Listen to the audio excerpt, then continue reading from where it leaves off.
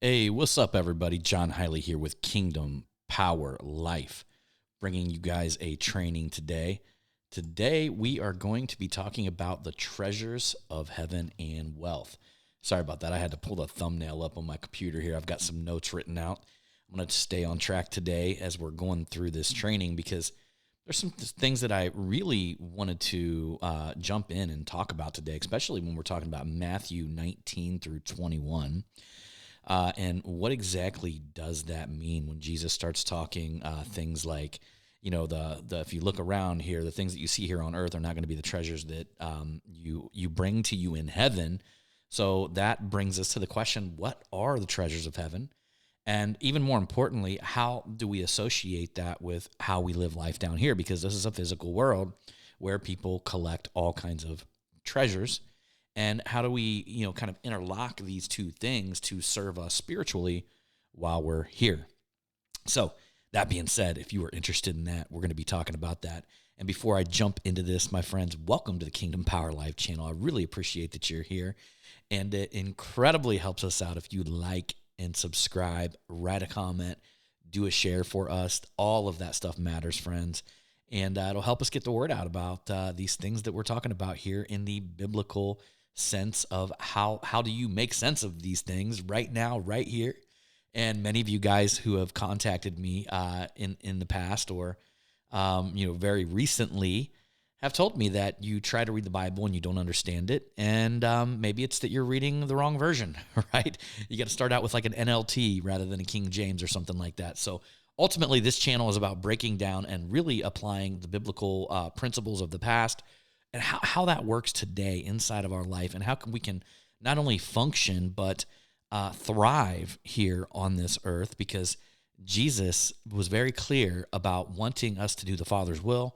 And I'm here to tell you guys, the more you watch this channel and the more you understand the Bible, you're going to understand the will that the Father has for you is your best life.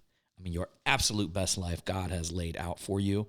And if you follow his guidance, it's awaiting you. So that being said, my friends, let's just go ahead and jump in here. As I said a moment ago, Matthew, let me see my notes here, 6:19 through 21.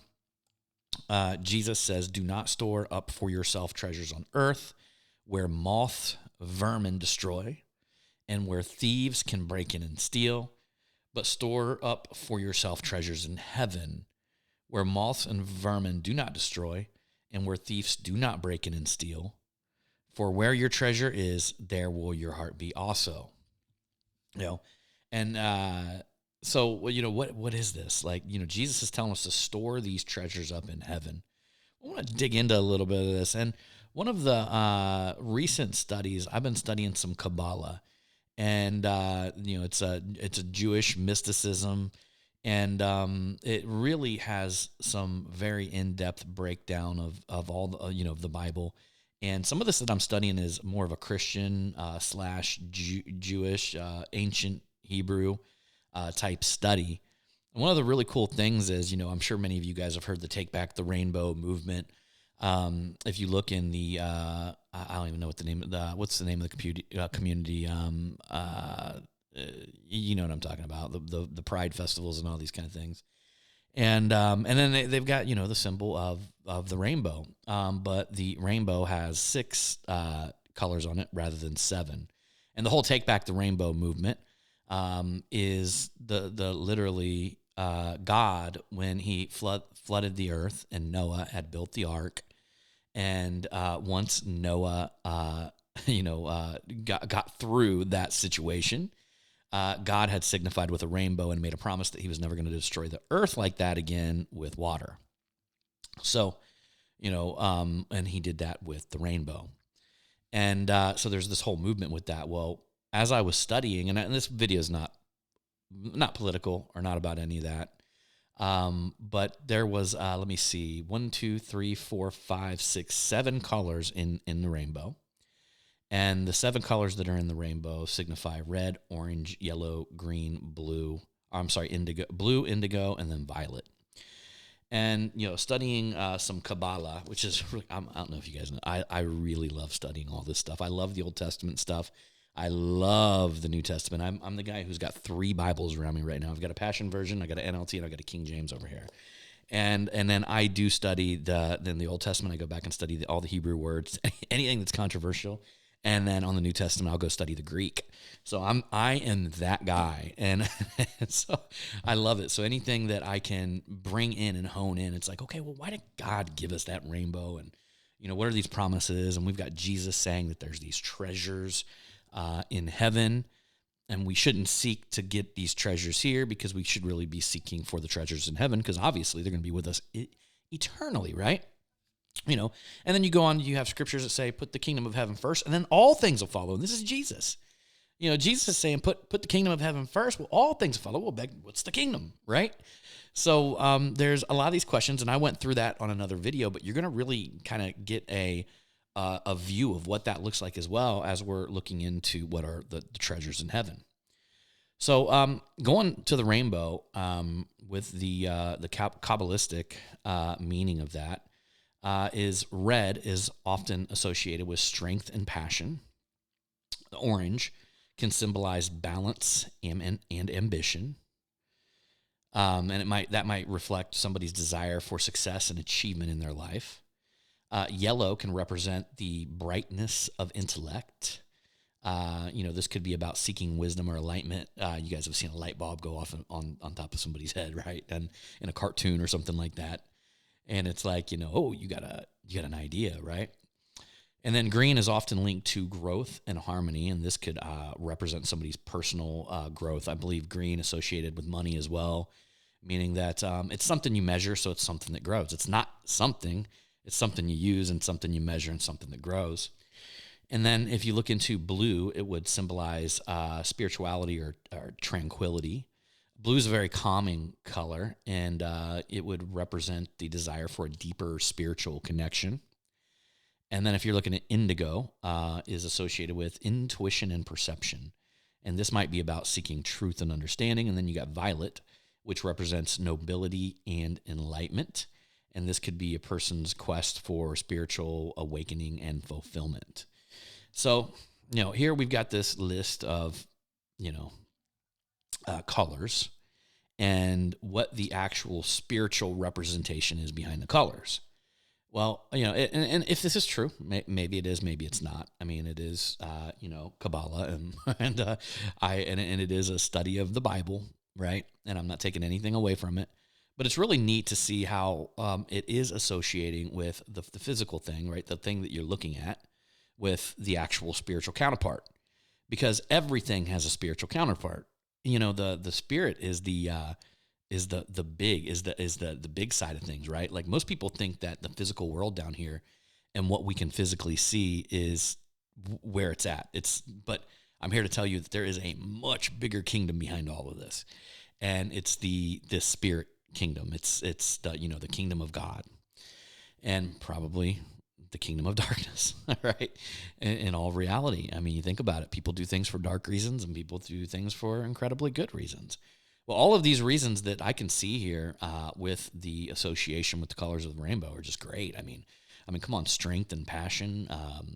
That's biblical. A balance and ambition. I mean, that's biblical as well. The balance thing is really. There's a lot of people that can have strength and passion, but they go way off balance. And that's you should be able to discern and have temperance. That's two of the cardinal virtues, which I believe are treasures that we take to heaven. Virtues in our heart. And that's really what we're talking about here, And then you've got brightness and intellect. I mean, that is a powerful thing. And then we got growth and harmony. That's godly. Spirituality and tranquility, obviously. All right.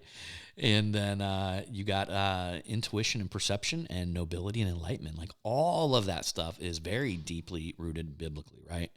But there's a lot of times we'll chase one of them things physically, a physical thing, but we will really want the actual emotional thing. In fact, it's not even part of the time. It's all the time. Other than just,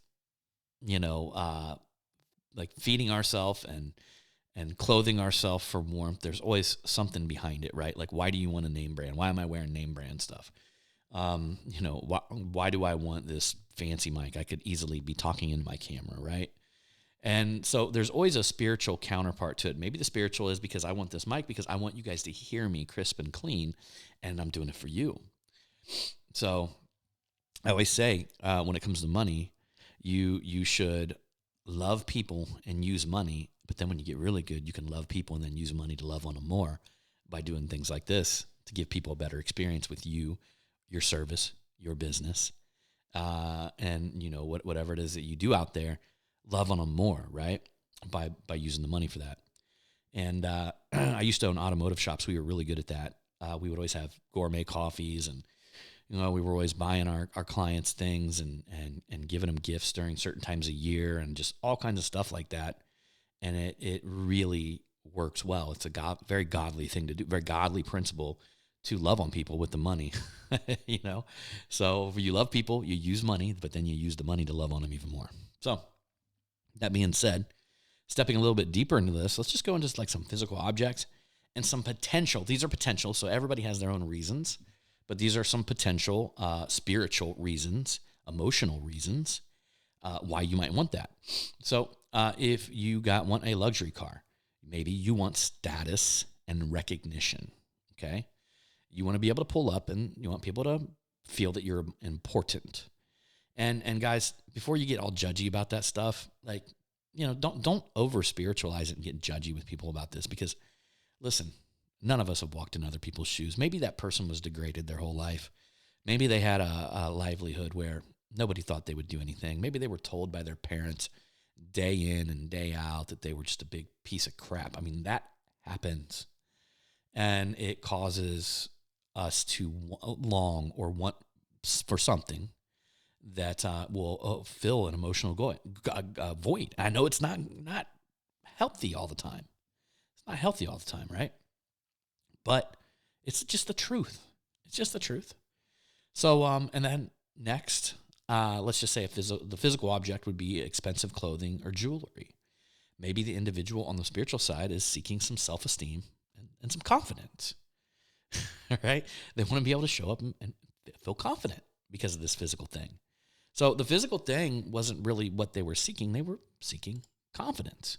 Now, what I want you guys to really, as we're going through this, to think about areas in your life, because you may be going after something. The physical thing never really gives you the desired result, but it's a clear indicator that you need help in an area. It's a clear indicator. So the key to this is not to satisfy these emotions with physical things, which I'm not over spiritualizing this thing. I got nice cars and I got, nice stuff, right? So do you. If you live in America, it's very likely you do. Compare yourself to somebody in India or some of these other countries that they're in poverty. You got a lot of nice stuff. So, don't over spiritualize it, and just be aware that there might be something even deeper that you have the ability to correct. You can allow Jesus to get in there and start working that thing, and really be aware, like, what is it that I need to become as a human to overcome this thing or this need or this desire.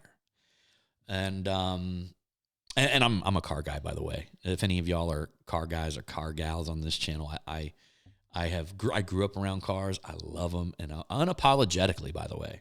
So I'm not gonna apologize for something that I love that's really cool here on Earth. So next, a large modern house, security and comfort.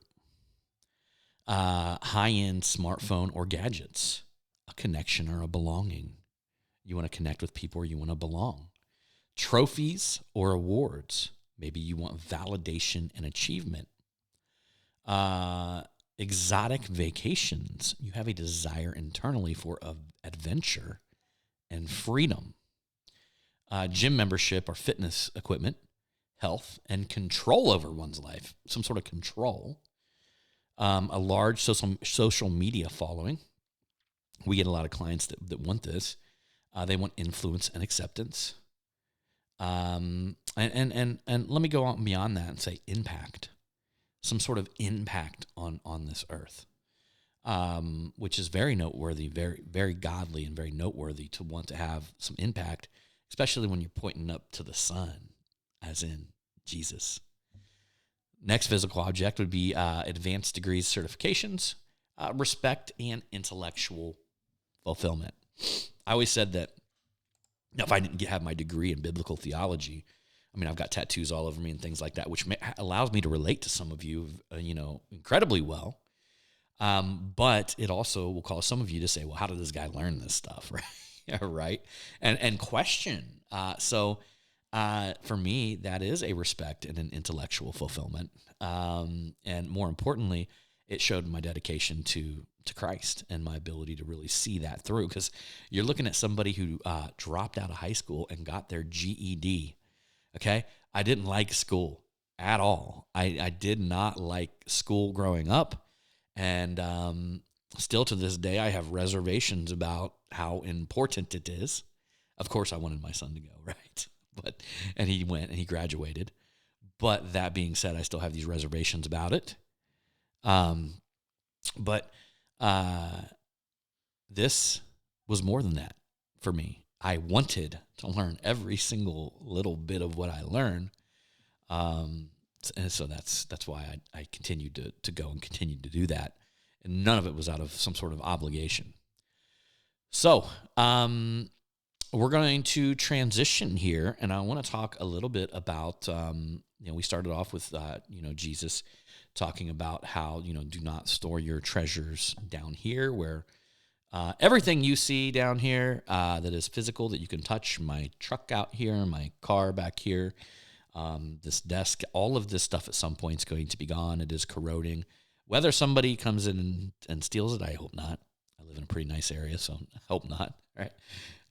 Or my truck rusts away one day. It's gone. All of it's gone. So it's just a matter of time. In heaven, there's treasures that are not gone or will never be gone. And I really honestly think that if you look at the gifts of the spirits from 1 Corinthians 12, 4 through 11. Let's go ahead and read that. How about we read some of the Bible right now? It says, there are different kinds of gifts, but the same gifts or the same Spirit distributes them, meaning the Holy Spirit distributes them. Many of you guys have heard me talk about this. There's a reason why Jesus breathed upon his disciples when he imparted the Holy Spirit upon them and told them that the Spirit was coming, and he breathed upon them because he was saying that was his Spirit.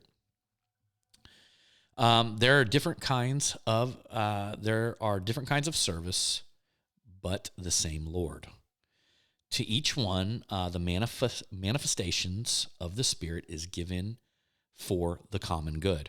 Meaning we're given this thing, or we're depositing the Spirit inside of us for the common good. We're supposed to be sharing it with people. To one, there is given through the Spirit a message of wisdom. To another, a message of knowledge by the means of the same Spirit. And to another, faith, and by the same Spirit. And to another, gifts of healing by that one Spirit. To another, miraculous powers. To another, prophecy. To another, distinguishing between spirits. That's one I'll come back to. To another, speaking all kinds of tongues. And still to another, the interpretation of tongues. So these are gifts that are actually given. And let me look this up real quick because I also want to go over here quickly. Give me 1 second.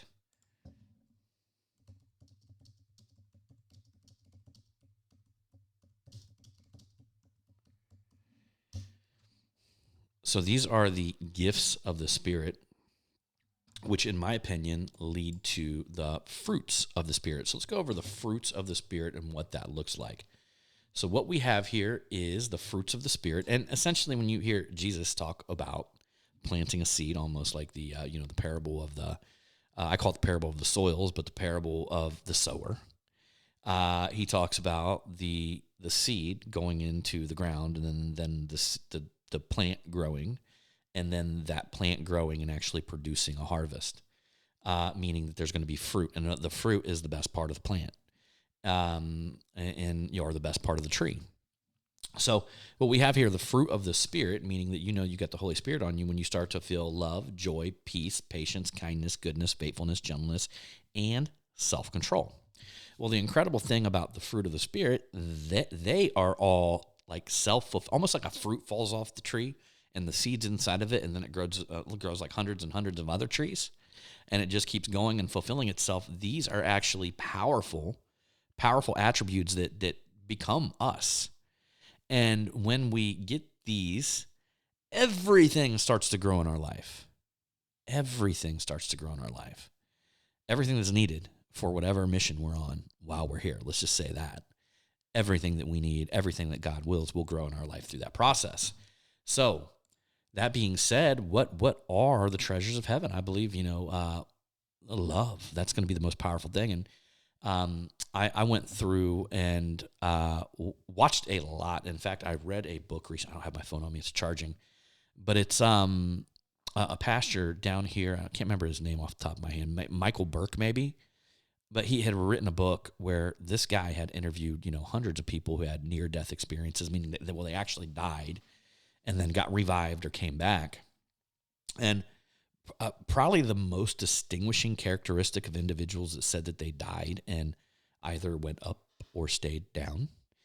The ones that went up, the most distinguishing characteristic of all of them is the immense amount of love they felt, and especially the ones that had the opportunity to be anywhere near the Lord and Savior Jesus.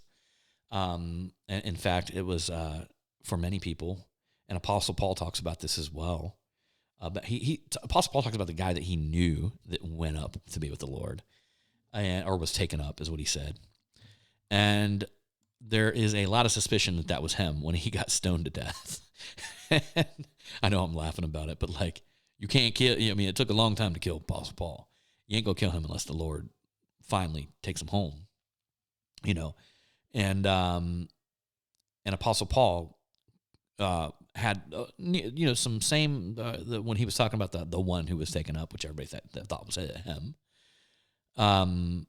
He had some very similar things that he articulated, and he almost said that it was unexplainable.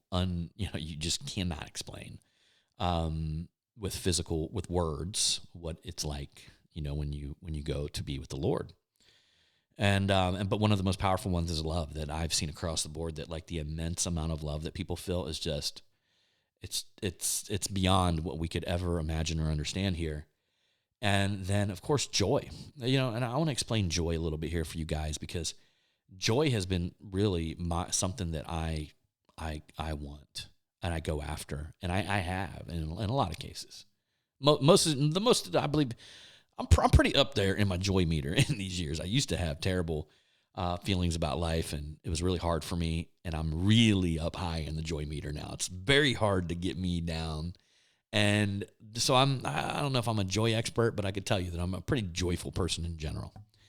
And the crazy thing about joy is that you can have that. It's not a fleeting emotion like happiness. Like happiness, you can be happy, then you can be sad, and then you could, it's like a roller coaster. Joy, you could be sad, but still have it. It's still in there. It's in the heart. And really it just comes, it's like some sort of like gratitude that you have that the Lord's just moving in your life and protecting you and keeping you and doing things for you and making sure that everything works out, no matter if it's good or bad. You know that it's good. And you've got this deep-seated feeling inside of you that just knows that. I'd say if I had any fruit of the Spirit, that'd probably be my main one. Sometimes I may struggle to be as kind as I want to be. I'm a kind person. People tell me that, but sometimes I don't know if I'm as kind as I could be. You know what I mean? It's one of them things where I feel like I could become even better at that, as many of us have many areas of our life that we can. And then, but all of these things are a picture of the treasures in heaven. And virtues are treasures in heaven. I believe some of these are just any good emotion, courage, strength, honor, all of these things are just incredible treasures in heaven. So If you want to change your relationship with your wife or your husband, if you're watching this and you're a female, honor them. And it took me a while. I didn't fully understand that until I understood what the word honor meant. And then it means to hold them at high esteem. How many times do we not hold people that we're close to at a high esteem? We look at them and we say, I'm putting you up on right here because you're very special to me, and I care about you. That is honor, and that's one thing that in this day and age, the way things are going with a lot of people need that. So anyhow, my friends, let me jump in here and see if I got any additional notes here. We talked about the gifts of the Spirit, and then we talked about the fruits of the Spirit. But at the end of the day, the gifts of the Spirit are going to be things that you give to other people. And I believe that's a quite the indicator of everything that's going to be fulfilled in heaven. I mean, we're going to have wisdom. We're going to have, the knowledge given to us from God. Like, every spiritual gift is a gift from God. So it's got to be what heaven is made up of. Miraculous powers and healing. And in fact, I think it's just healed. You're healed when you get to heaven. There's no hospitals there. There's no death there. None of that. Everything's been corrected and put back to its original state of being that it should be. So anyhow, y'all, I appreciate each and every one of you, as usual, for taking the time out of your day and exchanging your time for the knowledge and the things that I'm studying right here at this moment. Guys, I'm going to continue. And I'm going to get better and better and better and better. And I just truly do appreciate you taking the time for jumping on here and watching, these episodes with me. And if you want to get in on the conversation, head on over to kingdompowerlife.com. You can click the button to go to our free Facebook group, or you can search around there as well to check out the page. We got a Facebook page. You can also watch some trainings that we have over there. I know that we got a blueprint for business owners. It's free. So you can go over there. You can check that out. Here pretty soon we'll have a podcast, and we'll have all kinds of cool stuff. We're talking about the Kingmaker Syndicate's going to be coming down the line here very soon for individuals who want to make some impact and some influence on your community, in the world, in your industry, whatever that looks like, for business owners or individuals who want to own a business to be able to make that type of impact, to make that happen for you. I'm all about empowering Christian folks to live their best life. And you're going to have a hard time doing it if you're trapped by the system. And a quick story I'll tell you guys before I get off here. I got a friend who, he's in that in-between, right? And him and his wife, they build salon suites. I think he's on his fifth one. And I don't know if you guys have seen these things, but a salon suite is they go into a building and they renovate the whole thing, and then they rent out all these rooms. And he's doing some seriously nice ones. I mean, these are nice ones. I live outside of Dallas, Texas. And if any of you guys have been around here, we live in the Plano and Frisco area. I mean, it's just incredible up here. Very prosperous, just a great place to live, good people. And so he has these salon suites everywhere. But here's the other side of the coin.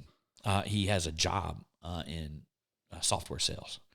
And his job in software sales, listen, when you have a job, I'm going to give you two pieces of advice here.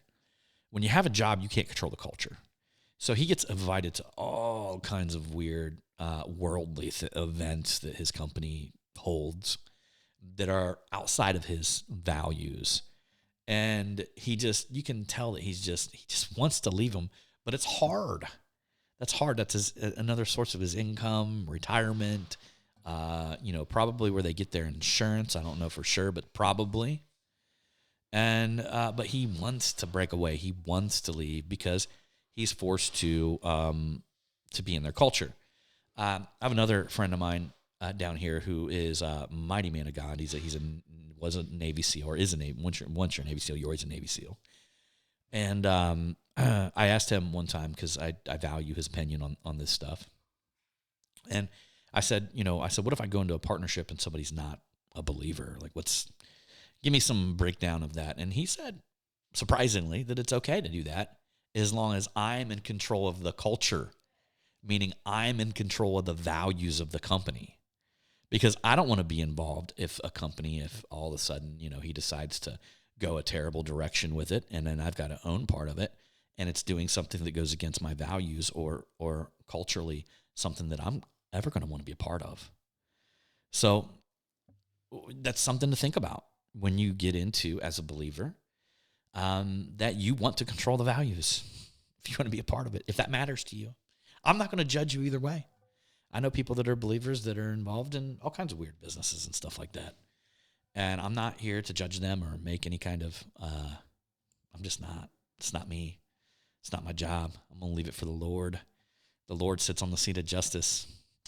I'm down here in this, immersed in this world, and it's harder for me to see what he can actually see because he can actually see the heart. So, my friends, I just want to say I appreciate each and every one of you again, and subscribe, head on over to kingdompowerlife.com. Get involved in the conversation over in our Facebook group. I look forward to seeing you over there. I appreciate you. And as usual, I'm going to see you on that next one.